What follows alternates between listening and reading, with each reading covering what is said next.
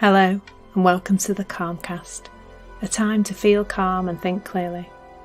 I'm Claire Downham, the Queen of Calm, a transformational life coach. I was a burnt out head teacher who finally made the journey to calm after years of trying, and I want to prevent you from having to do the same. The Calmcast is a series of short explorations, gently guiding you back to your natural state, which is calm and clarity. Just listen like you would listen to music, with an open mind and curiosity. There's nothing else to do. Now let's relax into today's episode. So today we're going to explore, well, I want to say I'm hoping you're coming along for the ride. We're going to explore imposter syndrome. And I'm using the phrase imposter syndrome because it's something that people are familiar with, and I'm not sure if I believe in syndromes in quite that way, but I think most of us understand that sense of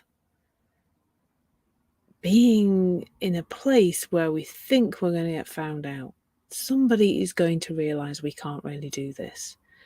Now, my personal experience of this was, throughout my career in education, I would say it was present. I think in education, when I came into education in about 1996,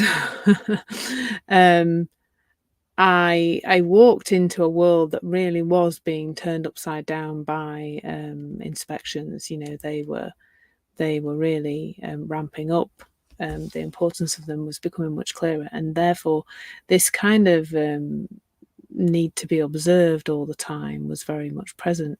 And unfortunately, my first permanent job, which started in 1997, I walked into a school that was not in a good place in terms of their Ofsted rating, and then ended up being watched all the time. Not because of my teaching, but because there was a general feeling that the school needed to be monitored more closely. So there were lots of observations and lots of people telling us how to do it better. Now, I don't believe for 1 minute that that's where imposter syndrome kind of became part of my life. But I do remember thinking, they're going to find out I can't really do this. Which was ridiculous, really, when, it was ridiculous when you realise that I was getting, good and outstanding lesson observations all the time. But that's really a place where we can start to see through it, isn't it? Because the evidence was pointing in the other direction, like the physical, real life evidence of what was happening in terms of my teaching career was that I was doing really well.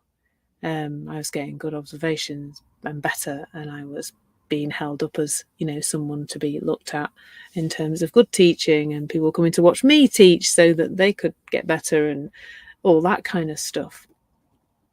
But I remember that voice really being there, even in the early part of my teaching career. Now, when that voice started to ramp up was probably when I became a head teacher. So my first headship, I took over a school that had been, so it was actually on the day I visited the school, with regards to applying for the headship, the school was being Ofsted? It was the day before Ofsted were coming or something when we went to look around, because Ofsted don't give much notice. They just kind of turn up.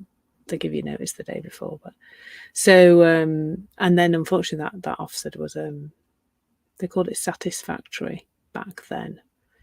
And so when I took over, I had quite a big job to do. Now, just over 2 years after taking over, that school was rated as good in December of 2012. So I was there from September 2010, and by December 2012 we were rated a good school. So again, the physical evidence in the world was that I was leading a school well in order to get it to be a good school.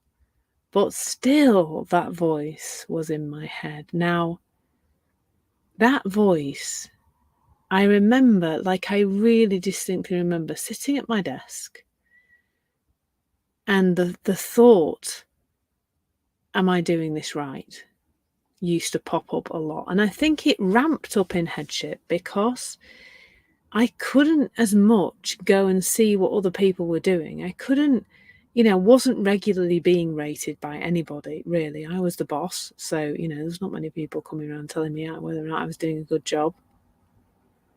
And I wasn't being observed and told I was doing a good job. I didn't have children's results. I had the whole school's results, but it wasn't quite the same. So I think that perhaps that doubt, and I suppose imposter syndrome is a kind of self-doubt, isn't it,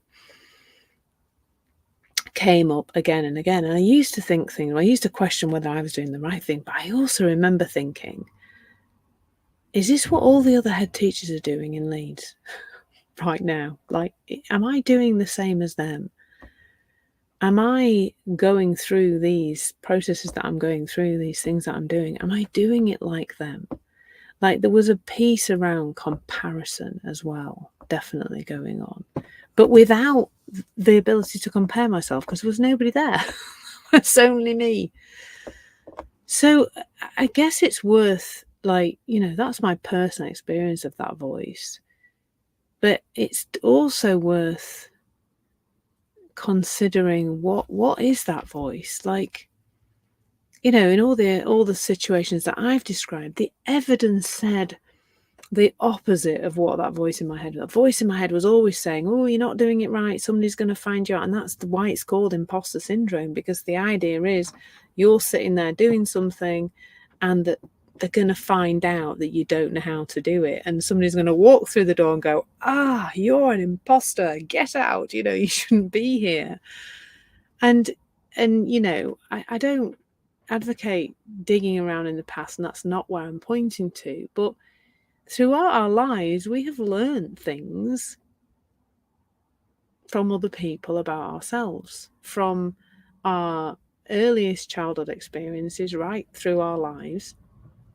Again and again, we have learned who we are, whether we're good enough, whether we should value ourselves. And I think maybe, I'm sure this comes up for men too, but I think maybe for women, particularly women of my generation, I'm 51, we perhaps weren't encouraged as much to be in the top. We could look at our own mothers and see that they weren't at the top of their careers. They didn't belong there. So maybe we've learned something generally as a gender around not being worthy or good enough, or not being people who can be at the top of our game. So but we don't need to kind of, I've gone too far into the past and why we're like that. But there's something amazing that happens when we stop taking that voice so seriously. When, for me, it feels often like quality control. When we start to go, quality control on these thoughts here. And the clue to the thoughts warranting quality control is the feeling that comes with them. When we consider ourselves to be not good enough or imposters, or not worthy in some way, or that those thoughts around not believing in ourselves, those thoughts have got nothing to do with who we really are. And I guess in this session, that feels like that's what I'd like you to take away with you. That voice doesn't know you. That voice doesn't know what you're achieving in the world. It's just an old voice from some old stuff you picked up from a parent who was upset with you, or a teacher who was telling you off, or sorry, I was one of those teachers, or whatever it is. It's nothing to do with who you really are. That voice isn't you. The person who day in, day out is achieving things and making things happen, and for me, teaching children well or leading schools to get to be good, those things are more real. that niggly voice in your head is not real. And I know it seems like it is because it's been there for a long time, hasn't it? You know, I don't remember experiencing it so much when I'm young, but that's probably because I just don't remember. Because I've reached an age where I don't remember very much. But it's probably been there most of my life, and it's probably been there most of yours. But that's a clue as well. If you've had that imposter syndrome voice in your head for a long time, and it's talking about something you're doing now, then what has that voice got to do with what you're doing now? That voice doesn't know what you're capable of. And you are capable of so much more than what your thinking tells you you are. Infinitely more. And when you start to take that imposter syndrome voice less seriously, you start to step into something magical and wonderful. And you start to release into the world the magic that's inside you. It's time to stop listening to that voice, because it's not who you really are. You're so much more than that. Maybe just take that into your day. Thank you so much for listening. There's nothing to do now but bring some awareness to how this is working out in your life. Listen regularly to experience longer and longer periods of calm. This has been the Calmcast with Claire Downham, Queen of Calm. Take care and keep listening.